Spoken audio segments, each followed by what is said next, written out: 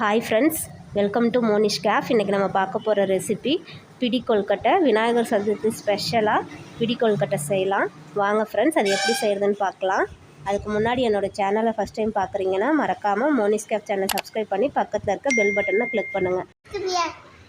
இன்றைக்கி இந்த கப்பில் நான் 3/4 கப் அளவுக்கு வெல்லம் எடுத்துக்கிட்டேன். இப்போ அதே கப்பில் 2 கப் அளவுக்கு தண்ணி சேர்த்துக்கிறேன். வெல்லம் கரைஞ்சா போதும். நான் அதே கப்பில் 1 கப் அளவுக்கு அரிசி மாவு எடுத்திருக்கேன். அதனால தான் 2 கப் அளவுக்கு தண்ணி சேர்த்துருக்கேன். வெல்லம் கரைஞ்சா போதும்.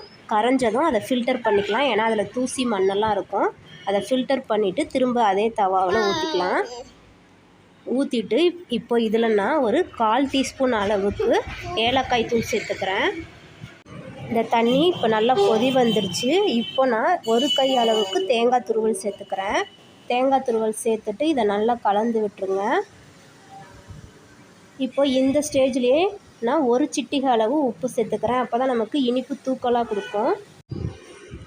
இப்போது 1 கப் அளவுக்கு அரிசி மாவு சேர்த்துட்டு இதை நல்லா கலந்து விட்டுருங்க.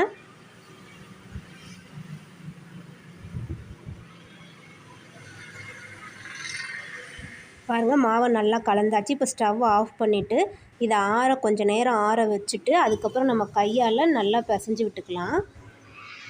இப்போ பாருங்கள், இது நல்லா ஆறிடுச்சு. இப்போ நான் கை வச்சு இதை நல்லா பிசைஞ்சுக்கிறேன். இப்போது அதில் நான் 1 ஸ்பூன் அளவுக்கு நெய் சேர்த்துக்கிறேன்.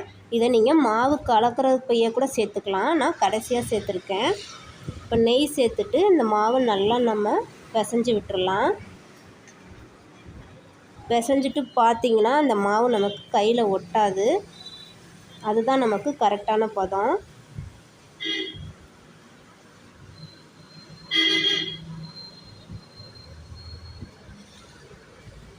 இப்போ பாருங்கள், மாவை நல்லா பிசைஞ்சு விட்டாச்சு.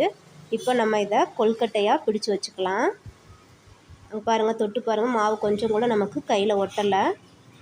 இப்போது கையில் கொஞ்சோண்டு மாவு எடுத்து நல்லா இப்படி உருண்டை பிடிச்சிட்டு நம்மளோட 4 விரல் இருக்கு இல்லையா, அதை அப்படியே அழுத்தி பிடிச்சிங்கன்னா நம்மளோட விரல் வச்சு அதில் விழுந்துடும். லைட்டாக கையில் நெய் அப்ளை பண்ணிவிட்டு கொழுக்கட்டை பிடிங்க. அதை நல்லா நம்ம கையால் உருண்டை பிடிச்சிட்டு நம்ம 4 விரல் இருக்கு இல்லையா, அதை வச்சு நான் ப்ரெஸ் பண்ணுங்கள். அவ்வளோதான். இந்த மாதிரி தான் பிடி கொழுக்கட்டை ரெடி பண்ணணும். இப்போ நான் எல்லா மாவையும் ரெடி பண்ணிக்கிறேன்.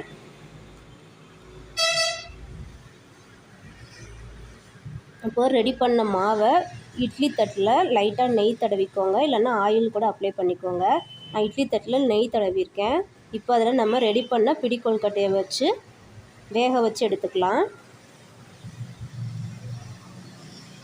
தண்ணி நல்லா பாயில் ஆகிடுச்சு. இப்போ அதில் வச்சு நான் ஒரு 10 நிமிஷம் வேக வச்சு எடுத்துக்கிறேன்.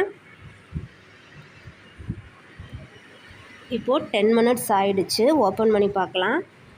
பாருங்கள், கொழுக்கட்டை நல்லா வெந்திருக்கு. இப்போ தான் நான் பிளேட்டுக்கு மாற்றிக்கிறேன். அவ்வளோதான் ஃப்ரெண்ட்ஸ், இது சாப்பிட்றதுக்கு அவ்வளோ டேஸ்டியாக இருக்கும். கண்டிப்பாக விநாயகர் சதுர்த்திக்கு இந்த பிடி கொழுக்கட்டை செஞ்சு பாருங்கள். பிடிச்சிருந்தால் லைக் பண்ணுங்கள், ஷேர் பண்ணுங்கள். மறக்காமல் மோனிஷ் கேஃப் சேனலை சப்ஸ்கிரைப் பண்ணி பக்கத்தில் இருக்க பெல் பட்டனை கிளிக் பண்ணுங்கள்.